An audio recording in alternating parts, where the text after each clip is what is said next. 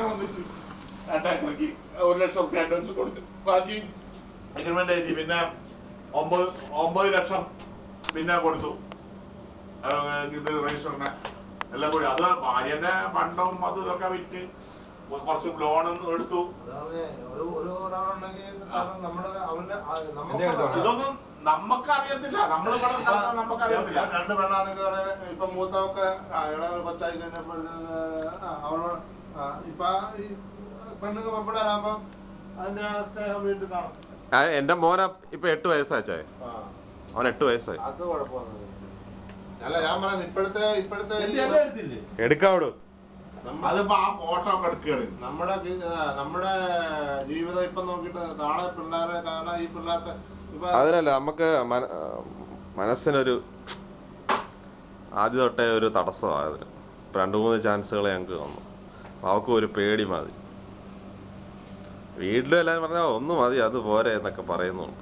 പിന്നെ എന്റെ ഭാര്യക്ക് ഓപ്പറേഷൻ പാടില്ല. എന്റെ ആദ്യത്തെ നോർമൽ ആയിരുന്നു. അല്ല പിള്ളേരെന്ന് പറഞ്ഞാൽ ഈ ഒറ്റയ്ക്കുള്ള പിള്ളേരൊക്കെ എന്ന് പറയുമ്പോ പിന്നെ അവർക്കൊരു സ്നേഹം, ഈ തന്തയോടും തലയോടും സ്നേഹം തോന്നില്ല. കാരണം അവര് ജീവിച്ചത്, കാരണം അവർക്ക് വേറെ ആളോട് ഈ ഒതുങ്ങിയ ജീവിതമാണ്. നിലയ്ക്കാതിരിക്കുന്നു, വേറെ അടുത്തിനോടില്ല. വീട്ടിലാണെങ്കിൽ മറ്റേന്ന് പറഞ്ഞാൽ അടിച്ചും പൊളിച്ചു, ആ മറ്റേ അടിച്ചും പൊളിക്കും, 2 അടി അങ്ങോട്ട് കിട്ടും ഇങ്ങോട്ട് കിട്ടും. അപ്പൊ തന്നെ എനിക്ക് വലിയൊരു ഒരു ബെൽറ്റോ അല്ലെങ്കിൽ ഒരു സാധനം വേണമെങ്കിൽ ഞങ്ങൾ പലരെ ആശ്രയിക്കണം. പിന്നെ അവള് പിന്നെ ഈ കുടിച്ചോടി നടക്കുന്നതുകൊണ്ട് പിന്നെ അത്രയും നമുക്ക് എവിടെ കയറിപ്പോ പോടും, പോയി മേടിച്ചോണ്ട് വരും. ടിജോയുടെ പ്രത്യേകം എടുത്തോണ്ട് ചെല്ലണം. ടിജോയെ കണ്ടിട്ടില്ല. അത് കുഴപ്പമില്ല. അതിവിടെ അവിടെ ചെന്നപ്പോ ഓർക്കൗട്ടും ഒക്കെ തുറക്കുമ്പോ കാണത്തില്ല.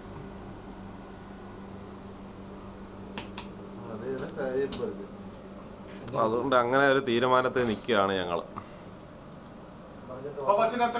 7 വയസ്സായി. 7.5 വയസ്സായി.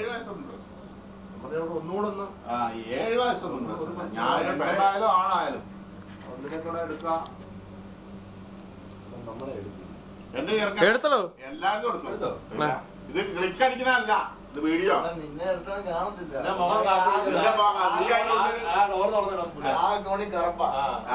ഒരു കറുത്ത രൂപങ്ങനെ കാണും അവിടെ. വായിച്ചടിച്ചെടുക്കുവാണെങ്കിൽ കാണാമല്ലോ. തേങ്ങാപ്പൂള് കൊണ്ടാണ് വാരിണ്ടാവുന്നത്. ആ പല്ല് തുളയ്ക്കും. അതിന്റെ മുഖം അവിടെ കണപ്പാണ്.